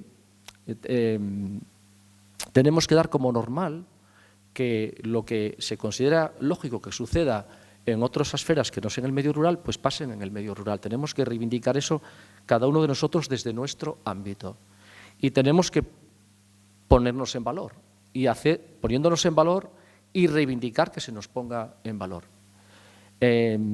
Nosotros estamos muy agradecidos a un grupo de empresas de esta región, algunas muy importantes, que se han dado cuenta de lo que pretendemos con este proyecto educativo y que pretendíamos en IBIAS durante 2 décadas, y también a los medios de comunicación. Yo mencionaba antes a Nueva España, pero es que hay un compromiso, por lo menos de algunos medios de comunicación, muy importante en el Foro Comunicación y Escuela. ¿Es suficiente desde mi punto de vista? No, no es suficiente. No es suficiente. Debería de haber un mayor compromiso y, sobre todo, en mi caso, creo que del mundo empresarial asentado en el propio territorio. Una sociedad que no apuesta por la educación y por la formación de sus ciudadanos no tiene futuro. La sanidad y la educación son claves en el avance de un territorio. Y mi esperanza, que ya no me falta mucho para jubilarme, es que las nuevas generaciones que estamos formando en el instituto sirvan para que cambien en el día de mañana, que serán generaciones muy formadas, por lo menos un buen número de chicos y chicas serán generaciones muy formadas, sean capaces de cambiar este chip y, aparte de devolver parte de esa formación a su territorio, hacer que la sociedad en general ponga en valor su territorio, ¿no? Hay una actividad a la que me quiero referir en este foro que estamos desarrollando. Ayer tuvimos una conferencia, estuvo la responsable de protocolo del Congreso de los Diputados. Una parte importante del foro se desarrolla en relación a la comunidad. Es decir, organizamos actividades que no se dirigen al público escolar, dando oportunidades a que los ciudadanos puedan escuchar conferencias con personas relevantes de diferentes ámbitos de la sociedad. Y luego apostamos por una educación que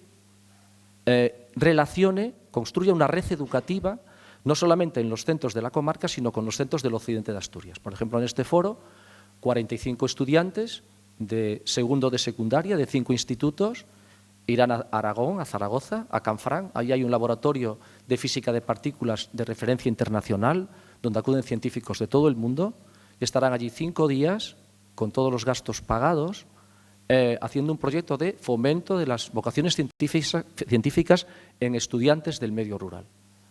Esa es un poco la filosofía de este proyecto del que les hablo. Y sí termino diciendo que en la sociedad rural hay mucha gente que está trabajando en favor de la cultura, en favor del deporte, en favor del asociacionismo, que es clave para que eso exista.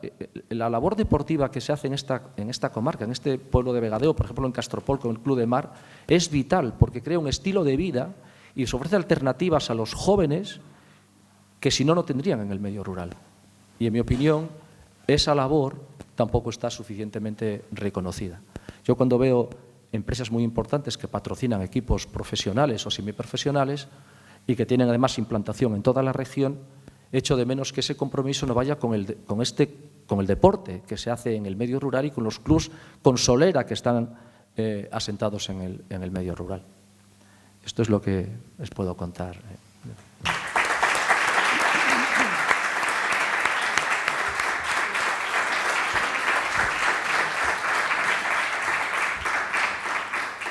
Muchas gracias, Luis Felipe. Muchas gracias a los 4 ponentes. Realmente es un privilegio, ¿no?, escuchar estas experiencias. Y yo no sé ustedes, pero yo me siento súper orgullosa, ¿no?, de tener en Asturias a personas como ellos, que hacen tantas cosas. Y voy a robarle a Benito, a Román Benito, la frase de que no hay límites. Claro que no hay límites, ellos son el exponente.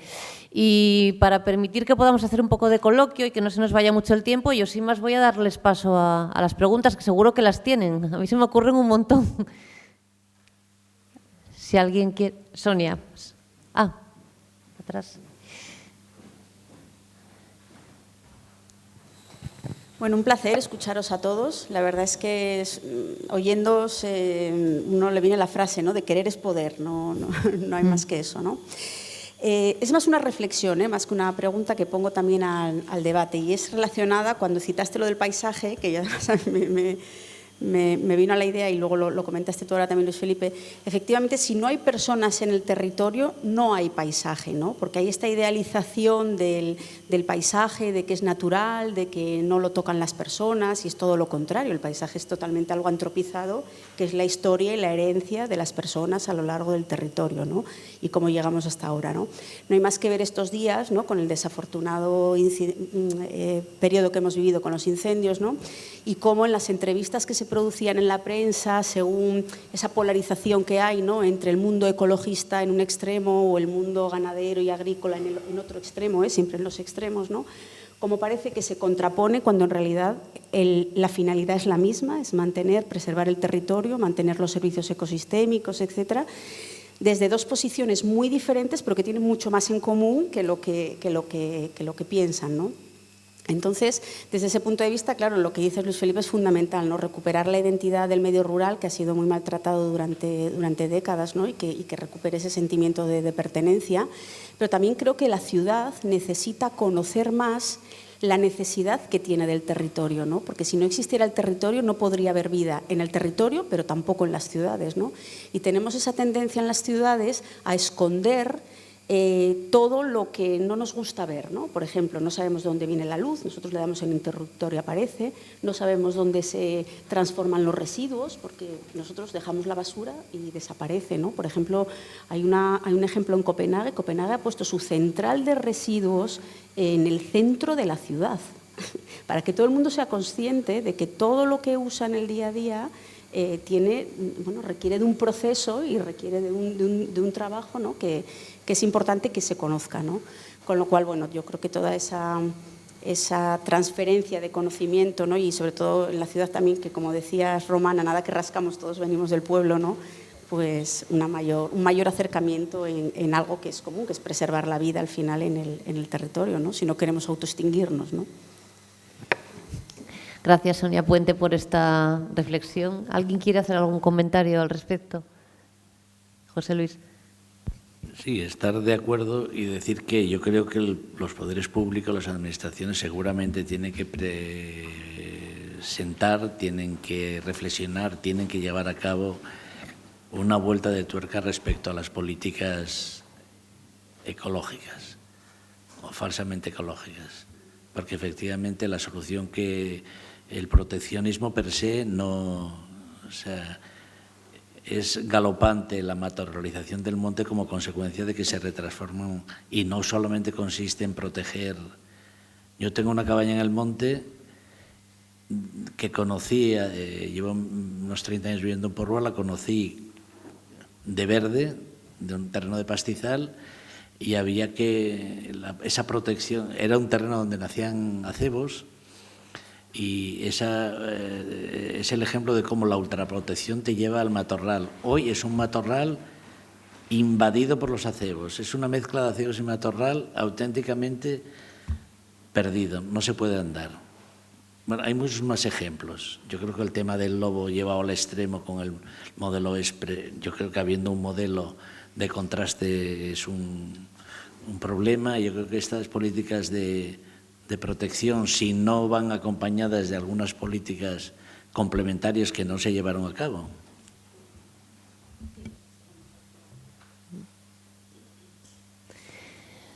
Pues, ¿alguna otra? Sí. Me ha encantado escuchar las intervenciones porque pienso que la cultura es el pilar básico, ¿no? Es transversal. Y yo, que trabajo fundamentalmente en lo social, pues conectamos mucho con eso porque es parte de la vida y de la esencia de las personas, ¿no? Entonces, es fundamental. Y hablábamos el otro día del patrimonio inmaterial, ¿no? Pero sí que me gustaría hacer una reflexión, una pregunta que lanzo a la mesa en relación a la cultura que se está intentando importar ahora, traer al medio rural. A mí me genera mucha reflexión, mucho conflicto y mucha duda, ¿no? Es decir, macrofestivales al medio rural convirtiéndonos en un escenario en el que viene a disfrutar la gente de las ciudades. Mestizaje, nos quieren recrear la cultura rural del medio rural incorporando una mirada urbana que no sabemos si encaja o no encaja. Nosotros en la zona en la que yo trabajo, trabajamos mucho la memoria de las personas mayores, como recuperar esa cultura y recrear en vivo todo ese aprendizaje, y es una de las iniciativas que desarrollamos en colaboración con el Foro Comunicación Escuela, ¿no? Marcando un poco la continuidad entre el pasado, el presente y el futuro, porque sin conocer el pasado y sobre todo ese pasado vivencial es imposible proyectar un futuro. Entonces, a mí lo que me preocupa es que ahora la nueva cultura intente importar esos modelos urbanos de ocio, de cultura, de nuevas artes artísticas que no sé hasta qué punto son buenas, son malas, y es lo que me gustaría saber. ¿Qué piensan ustedes? Gracias. Pues, ¿quién quiere hablar de esto? Porque me parece súper interesante, ¿no? Y creo que la respuesta está un poco en el discurso que yo planteaba, y es en que, la base está en el mantenimiento de la identidad cultural del medio rural o de las comunidades rurales. A partir de ahí tú puedes hacer tu desarrollo cultural y va a tener identidad y va a tener sentido y va a estar integrado en la sociedad a la que perteneces.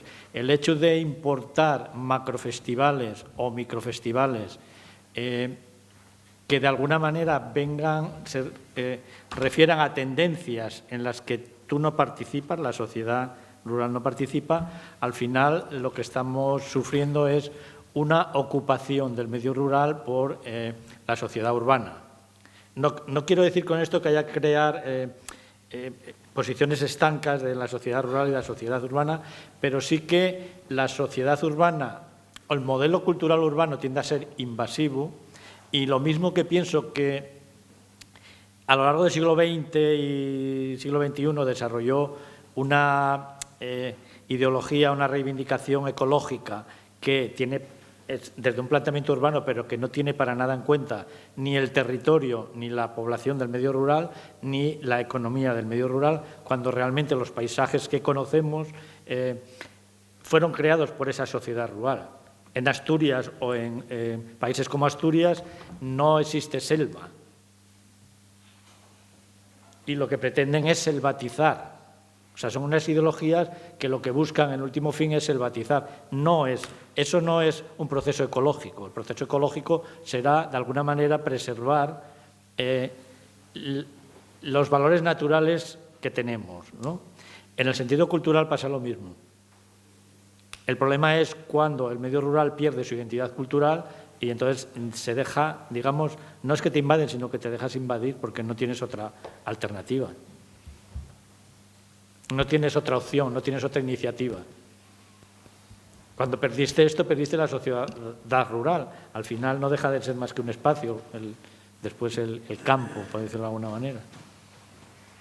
¿Vale? Yo estaría en contra de todo eso. Lo que propondría sería que la propia sociedad rural desarrollase su propio modelo cultural en base a sus elementos tradicionales y no necesariamente, o evolucionando de esos elementos tradicionales. Muy importante lo de ir a rescatar de alguna manera los elementos de la tradición oral, porque se puede aprender mucho de todo eso.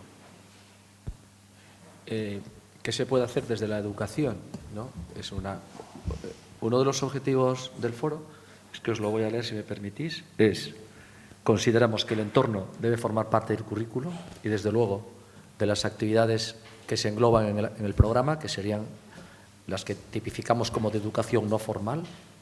Pensamos que tiene que haber actividades de investigación del entorno y hemos hecho varias actividades en estos años centradas en el entorno. Estamos ahora preparando un vídeo que recogerá un poco, vamos a titular Nuestras mayores historias de vida, y que presentaremos en el marco del foro también, un reportaje de lo que ha significado las personas mayores en la comarca. La intergeneracionalidad es uno de los objetivos fundamentales, o de una de las características fundamentales que pensamos que tiene que tener el centro educativo comunitario en el medio rural, un decálogo de características entre las que está la intergeneracionalidad. Actividades de conocimiento del entorno, hemos organizado muchísimas, todos los años organizamos una gran participación en torno a un municipio de toda la comunidad educativa. Este año será en Villanueva de Oscos y además se emitirá un programa de Radio Nacional de España en directo ese día desde allí para toda Asturias. Y conocimiento del entorno no solamente por parte de los propios residentes en el entorno, sino también de los que vienen de fuera. Es que, sinceramente, yo no creo que el objetivo del medio rural sea un escaparate para que vengan los fines de semana la gente de las ciudades. Yo creo que ese no puede ser el objetivo. El objetivo tiene que ser que nos sintamos orgullosos de vivir aquí y que, viviendo aquí, podemos ser lo que queramos ser. Y además, que aquí podemos desarrollar proyectos de vida muy importantes con el máximo nivel de formación. Yo no sé, yo soy hijo de unos humildes labradores, decidí estar mi juventud en Ibias porque estábamos haciendo algo muy importante, con un impacto brutal en el territorio, y estoy aquí pudiendo haber estado en muchos otros sitios. Yo me siento muy orgulloso de ser de un pueblecito de Castropol y de haber podido llegar a un doctorado, igual que mi hermano, siendo hijo de labradores. Es decir, que desde el medio rural es posible todo. Y luego, es que lo dije ya tantas veces, pero es que no tenemos que renunciar a nada por vivir aquí. ¿Por qué? Tenemos derecho a tener una exposición del Museo del Prado, lo contaba, bueno, me parece fundamental. Yo la asociación YACIN lo conozco porque tengo mucha relación con el anterior presidente, con Germano Romano, y hemos coincidido en muchas actividades de la Fundación Princesa de Asturias, porque en Ibias también, la comunidad educativa, fuimos Premio Pueblo Ejemplar. Pues tenemos que poner en valor con las nuevas generaciones. Evidentemente, el que quiera ser piloto de avión no va a poder vivir en Vegadeo, ni en Castropol, ni en Taramundi, pero podrá hacer algo a lo mejor desde la distancia por su pueblo en algún momento. Eso es, en mi opinión, muy importante. Y luego, romper la idea de que por vivir en un pueblo hay determinadas cosas que no tienen que pasar. Tenemos que romper esa idea y hacer ver a los responsables políticos, y voy más allá, a los responsables de la sociedad en general asturiana que están en el centro de Asturias, que Asturias es el oriente y el occidente, y que sin oriente y occidente no somos Asturias, o somos menos Asturias. Y si perdemos los habitantes, desaparece el territorio. Y como no nos mentalicemos de eso, y creo que nos tenemos que mentalizar desde la educación. Por eso una parte muy importante nuestra está en que los alumnos conozcan y pongan el valor su territorio, que se sientan orgullosos de ser de aquí, haciendo posible, pues por ejemplo, no sé, como hicimos el curso pasado, pues que la mesa del Congreso de los Diputados venga al instituto o venga a Castropol y dé una conferencia a los alumnos de bachillerato del occidente de Asturias. Y que la presidenta del Congreso, que es la tercera autoridad del Estado, pues sepa que hay una sociedad rural que se moviliza en torno a la cultura y a la educación o al deporte, y que también forma parte de la sociedad asturiana y española. Y creo que eso hay que buscar un equilibrio, pero para mí eso me parece que es fundamental. Y creo que ahí la educación juega un papel fundamental. Y creo que las nuevas generaciones, los chavales de Vegadeo, esto lo hemos vivido durante la investigación y lo vivimos ahora, se sienten orgullosos, no sé. Antes de ayer corrieron con Nicolás de las Heras, que va a hacer ahora el Camino de Santiago, corriendo sin parar entre Oviedo y Santiago, corrieron por aquí, o pedalearon con Miguel Indurain por el centro de Vegadeo, o estuvieron con Vicente del Bosque y la Copa del Mundo, 1000 estudiantes del occidente de Asturias en el recinto ferial de Vegadeo. Pues creo que es lo que tenemos un poco que buscar, ese equilibrio, Trini, ¿no? Pero sin renunciar a poner en valor lo nuestro, ¿no? Bien, ¿alguien más quiere? Román. Sí, si me permite, solo 30 segundos en esta línea. Nosotros, por nuestra parte, y con la mayor humildad del mundo, por supuesto, tenía un apartado propio, tu pregunta, tenía un apartado propio de mantener tu esencia. Es lo que te hace diferente. Si no, vamos a ser todos iguales. Los conciertos y los macroconciertos se pueden poner en el sitio. Pero ¿dónde está la esencia? ¿Qué es lo que nos hace diferente?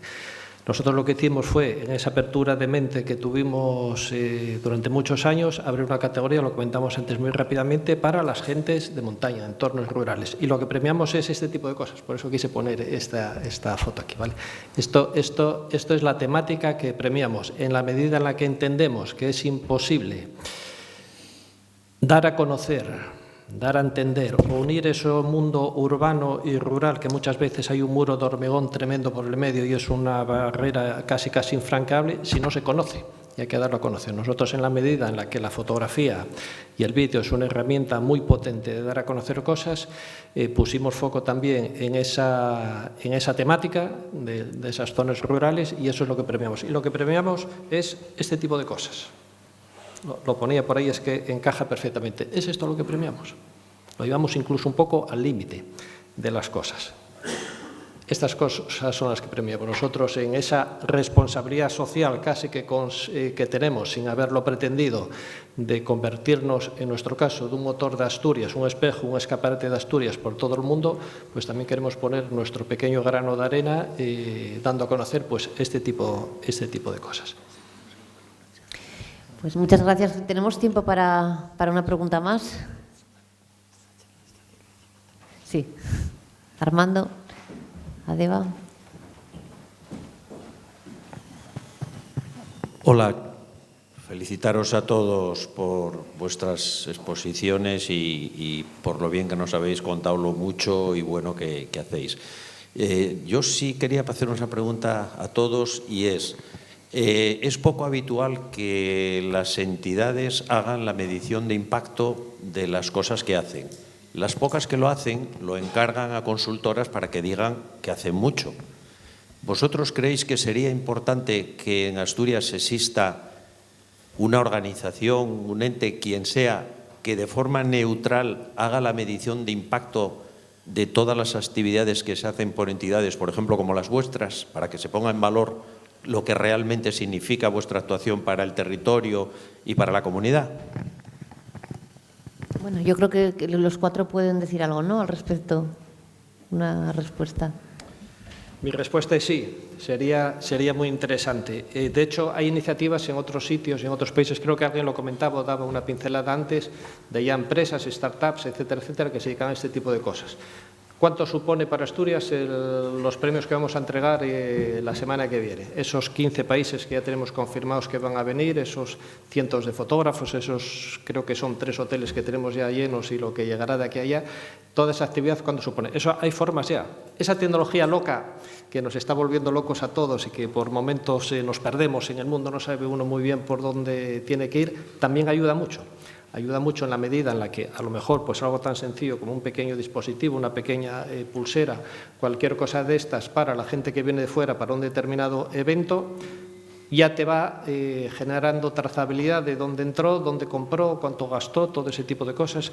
Y esas cosas hay formas científicas casi de evaluar el impacto económico también que puede tener el imán de una actividad como la nuestra o como cualquier otra que pueda haber de cualquier tipo. Entonces, eso claro que sería muy interesante. Porque muchas veces caemos en un problema que es que tenemos miedo a medir las cosas. Las cosas hay que medirlas.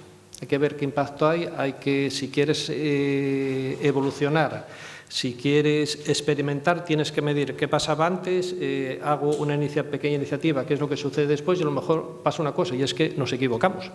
Pensamos que esto iba a ser maravilloso, esta iniciativa, y a lo mejor, pues, sencillamente, lo que nosotros pensamos y lo que el público asimiló es otra cosa diferente. Bueno, pues hay que olvidarla y tenemos que pivotar hacia otra cosa. Por lo tanto, lo de medir es algo, yo creo que sería súper interesante, tener una herramienta efectivamente muy aséptica, y a lo mejor ahí la tecnología ayuda. Mi visión, mi opinión. Bueno, la respuesta es obvia. Es que yo creo que es necesario. Yo creo que merecía la pena también que los poderes públicos reflexionaran sobre ello, y si no, la iniciativa privada. Nosotros el único medidor que tenemos desde el museo es el clásico medidor de visitas y tipología y pirámide de las personas que lo visitan, escolares, grupos, pero se necesita algo más, ¿no? Y además nosotros estamos en un entorno que tiene algunas características peculiares. Estamos en el centro de Llanes, lo repito por tercera vez, a 3 kilómetros del mar, a 4,5 kilómetros en una carretera interior de la villa, en un municipio turístico que, como se dice ahora, peta en el verano, y claro que nos interesaría no solo hacia el exterior, sino también hacia el interior, puesto que el museo y nuestro centro, nuestro lugar, el entorno, es un elemento importantísimo dentro del turismo, es un elemento desestacionalizador para el turismo en un sitio como Asturias, donde llovía. Ahora ya no llueve, pero claro que es necesario para Asturias y para nuestro concejo y para nuestra comarca oriental, sí que es necesario. Yo es que he dedicado 6 años de mi vida a hacer una tesis doctoral que se titula Análisis del impacto del Foro Comunicación y Escuela en la comarca Oscoseo en el periodo 2009-2019, porque nos parecía muy importante dejar constancia de una investigación académica de si tenía impacto o no este modelo de escuela que se abre a la comunidad, ¿no? Y para ello encuestamos al 11% de la población del territorio. Y nosotros en esta investigación hemos descubierto que hay 4 impactos indiscutibles. Un impacto en el ámbito educativo, contundente, en el ámbito de la participación y promoción cultural y en el ámbito de la proyección del territorio. Pero la esperanza de que un organismo, pues las posibilidades de que se fijen en esto, si este proyecto educativo o cualquiera de estos proyectos educativos que están aquí sobre la mesa, importantes, los desarrollara alguna entidad de estas que tiene una gran proyección social, no te quiero ni contar las investigaciones que se harían, las proyecciones en los medios de comunicación nacionales. Bueno, es que no quiero dar nombres porque no procede, ¿no? Te aseguro que sí. Pero esto que son proyectos importantes en sí mismos y que además tienen más importancia, en mi opinión, porque suceden en localidades pequeñas con muchísimos menos medios, pues no son. Entonces, las posibilidades de que un organismo independiente o importante haga una evaluación, para mí son remotísimas, porque contamos poco en el medio rural. Y yo no quería morirme sin hacer una investigación académica para poner en valor, porque ahora tenemos una investigación académica, además es un doctorado, una investigación que está propuesta para premio extraordinario de doctorado, que ratifica el impacto de este modelo de escuela en el medio rural. Por lo tanto, cualquier análisis de impacto es fundamental, porque ahí sacarás conclusiones, podrás mejorar tu proyecto, pero además le dará más fuerza a ese proyecto, ¿no? Por lo tanto, rotundamente sí. Bien, pues muchas gracias. Gracias a los 4 por estas aportaciones. Gracias a los 5 ponentes que hemos tenido a lo largo de esta mañana. Ha sido excelente escucharles. Hemos aprendido muchísimo y yo creo que muchas de las cosas que se han dicho vamos a trabajar, ¿no? Vamos a intentar poner algo en marcha y vamos a abrir la mente y vamos a saber que Asturias tiene posibilidades. Román decía que Asturias tiene un futuro negro. Yo no lo creo, ¿eh? Yo creo que Asturias tiene mucho futuro. Bueno, a lo mejor es que lo he entendido yo mal. De negro nada. Pues entonces lo he interpretado yo mal esa última imagen tuya. Tenemos los ingredientes totales para. Bien, exactamente. Tenemos todos los ingredientes. Hay que cocinarlos. Y las posibilidades, exacto.